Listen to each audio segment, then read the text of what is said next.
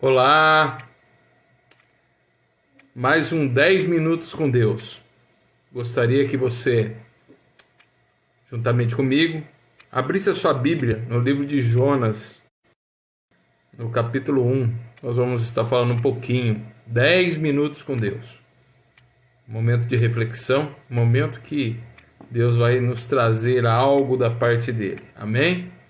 Olha o que diz o texto no livro do profeta Jonas, no capítulo 1, versículo 1. Diz assim, ó: E a palavra do filho de Amitai, dizendo: Levanta-se, vá à grande cidade de Nínive e pregue contra ela, porque a sua maldade subiu à minha presença. A palavra forte, né? Mas quem que foi o profeta Jonas? O profeta Jonas, ele exerceu seu ministério 8 séculos antes de Jesus Cristo. Ou seja, 8 séculos antes, esse profeta da Bíblia veio ao mundo e exerceu seu ministério em prol do Senhor Deus. Muito bem. Os judeus naquela época se achavam um povo eleito, né? Que eles desfrutavam, né, dos benefícios divinos do Senhor, do Eterno, né? Porque é o povo eleito, né? É o povo eleito, né? E eles não queriam compartilhar com ninguém aquela dádiva do Senhor, a dádiva de Deus, né? As bênçãos do Senhor. Eles não queriam compartilhar com ninguém. E para eles, né, os outros povos eram povos impuros, pagãos, né, não mereciam a compaixão divina, não restava para eles, na cabeça dos judeus, não restava para eles salvação. Essa era a verdade, né? O judeu tinha o contato com o Eterno, com Deus Todo-Poderoso, e ele não queria eles não queriam compartilhar. Agora eu quero te fazer uma pergunta. Meu querido. Desfrutar sozinho das bênçãos de Deus, das bênçãos divinas, será que é uma coisa que realmente todo cristão deve fazer? Ou seja, Deus se revelou na minha vida, eu estou bem, vou na igreja, né? Me sinto bem aqui na igreja, só que eu não preciso compartilhar isso com ninguém, né? Não preciso compartilhar nada com o meu semelhante, eu não preciso compartilhar tudo aquilo que Deus me dá.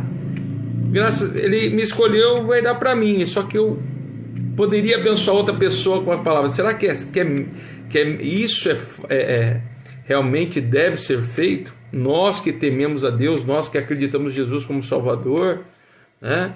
Aquelas bênçãos que o Senhor, as boas novas de Deus, né? As boas novas de Deus, sendo que o meu semelhante está precisando de uma boa nova. Na cabeça daquele profeta Jonas, se você ler o livro do profeta Jonas, o que ele fez? Jonas, ele simplesmente falou: olha, eu não vou, Senhor. Pegou, fugiu. Ele fugiu. Né? Como assim, olha, Deus mandou ele ir a Nínive. Falou: olha, você vai para Nínive e prega para aquele povo lá. E o que Jonas fez? Ele desceu até Jope, e de Jope ele pegou um navio até Tarsis. De Jope a Tarsis é mais de 2.000 quilômetros, meus queridos. 2.000 quilômetros, ou seja, ele estava correndo, porque ele não queria ir a Nínive, né? Ele não queria ir a Nínive. Mas voltando novamente, será que é certo desfrutar das bênçãos de Deus, né? Desfrutar daquilo que o Senhor tem nos dado e não passar para ninguém, não pregar o Evangelho de Jesus, não dizer que o Senhor Jesus é bom, Ele salva, Ele liberta, Ele cura, né? Como que nós temos feito isso? Quero que você pense, como que você tem sendo a imagem e semelhança de Cristo, fugindo do seu chamado com Deus, fugindo daquilo que Deus te entrega e você não quer entregar para ninguém? Não, né, meu querido? Olha o que diz o texto lá em Romanos 10, de 12 a 13. Portanto, não há distinção entre judeus e gentios, pois o mesmo Senhor é Senhor de todos e os abençoa ricamente. Todo aquele que invocar o nome do Senhor Senhor será salvo, aleluia. Então nós temos que compartilhar a palavra de Deus, nós temos que compartilhar as boas novas de Deus para todas as pessoas, né? Nós não podemos ser os profetas fujões, né? Como foi Jonas. Sendo profeta fujão, falando, eu não vou compartilhar a minha palavra com aquela pessoa, que aquela pessoa não teme a Deus, mas às vezes Deus quer salvar aquela pessoa, como ele fez com Nínive. Ele salvou um povo inteiro através da pregação de Jonas. Sabe por quê? Talvez você pode também se perguntar assim, mas puxa vida, eu conheço a Deus, eu já sou salvo, né? Eu já aceitei Jesus como meu Salvador, Ele já fez uma grande obra na minha vida, e por que eu ainda tenho que pregar o Evangelho para as outras pessoas? E também o Senhor diz que se eu fui salvo pela graça, né? O que é a graça? A graça, nós éramos imerecedores de ser salvos. A graça é Cristo e Ele nos salvou. Então, se nós fomos salvos pela graça, como diz a palavra de Deus, nós também vamos ser sendo julgados pelas obras. Mas por que eu vou ser julgado pelas obras se a graça me salvou? Por um simples fato, meu querido. Por uma simples coisa. Porque a obra, o que é a obra? A obra é pregar o Evangelho, a obra é ajudar as pessoas, a obra é amar o seu próximo, a obra é amar aquele que te odeia. Não é fácil, não é verdade? Muitas vezes nós queremos pegar e fazer justiça com as nossas próprias mãos, mas Deus fala para nós aceitamos a graça, nós recebemos do Senhor, nós se tornamos nova criatura, não é verdade? Então a graça nos alcançou. Mas como é que eu sei se a graça realmente me alcançou? É pela obra, porque a obra revela se realmente nós aceitamos a graça. Aleluia! É pela obra, ou seja, resumindo, é pelo fruto que se conhece a árvore. Muitas pessoas se dizem, eu sou crente, eu temo a Deus, eu sirvo, eu acredito em Deus. Quantas pessoas você já falou isso? Olha, eu sirvo a Deus, eu tenho Deus no meu coração, só que a hora que você vai ver o fruto daquela árvore, não dá fruto, é uma árvore que não dá fruto. Ou seja, se nós fomos salvos pela graça, nós temos que dar frutos.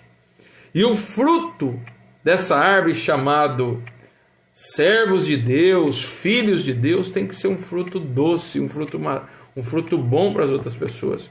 As outras pessoas, na verdade, têm que se espelhar, as outras pessoas têm que ver a imagem e semelhança de Cristo nas nossas vidas. Não é verdade? Então, quando Deus fala para Jonas, olha Jonas, você vai lá para Nínive, Jonas corre, talvez na hora ali o Senhor ficou muito triste, não é verdade? Muito triste, falou, puxa vida, eu te chamei para salvar um povo, uma nação, e eles merecem de misericórdia. Eles merecem de misericórdia. Ou seja, nós devemos apresentar Cristo ao mundo e as boas obras de salvação, né? O profeta estava enganado com seus próprios sentimentos. Ou seja, quantas vezes você não faz a obra de Deus, ou você, muitas vezes na sua sã razão, olha, eu acho que isso não é de Deus, eu não vou fazer porque ele fez isso, e Deus olha de uma maneira diferente. Ele não olha com os olhos do homem, ele olha com o olho ágape do Senhor, o amor ágape, que ele é amor. Então ele ama todos sem distinção de raça, sem distinção de nada. E você sabe qual que foi a conclusão? Sabe qual que foi a conclusão, meu querido? A conclusão, quando Jonas vai a Tarsis, Deus, no meio do caminho, fala, olha Jonas, você vai cumprir o meu chamado. E começa a chacoalhar aquele barco lá, sai do barco, Jonas, sai do porão, Jonas. Talvez às vezes o mar está agitado na sua vida, às vezes o mar ainda não se acalmou, você está sofrendo tanta turbulência porque você está como Jonas, se escondendo do chamado que Deus te deu. Deus já falou várias e várias vezes, Saia do porão, Jonas. Saia do porão. Enquanto você não sair do porão, meu querido e minha querida, enquanto você não sair do porão, o mar não vai se acalmar. Mas a partir do momento que você ouvir o que Deus tem para você, aquilo que Ele colocou no seu coração para fazer, as águas, o mar, a tempestade vai se acalmar na sua vida. E sabe qual que foi o resultado de toda essa história com Jonas? Ele é jogado do barco, um grande peixe o engole, lá dentro da barriga do peixe ele fica 3 dias, e ali ele faz uma oração no capítulo 2, né? Pedindo perdão, né? Pedindo a misericórdia de Deus, e Deus foi misericordioso. Sabe onde que o peixe deixou ele? Lá na praia, próximo a Nínive. E aí, o dia inteiro para aquela nação inteira, falou do amor de Deus, pregou o juízo lá. Ainda na cabeça dele, aquele povo não seria salvo. Mas Deus, aquele dia, fez com que Jonas, sem distinção. Resultado, uma nação inteira para o Senhor Jesus. Glorificado seja Deus. Que você seja esse Jonas, né? Ou melhor, que você não seja Jonas. Que você cumpra o chamado que Deus te deu. Cumpra o propósito, aquilo que o Espírito Santo está tocando no teu coração há muito tempo para fazer. Pregue a palavra. Ouça a voz de Deus. E o mar e a tempestade vai se acalmar na sua vida. Uma ótima noite, que Deus te abençoe. Esse foi o nosso 10 minutos com Deus. Fique na paz do Senhor, um forte abraço, até a próxima.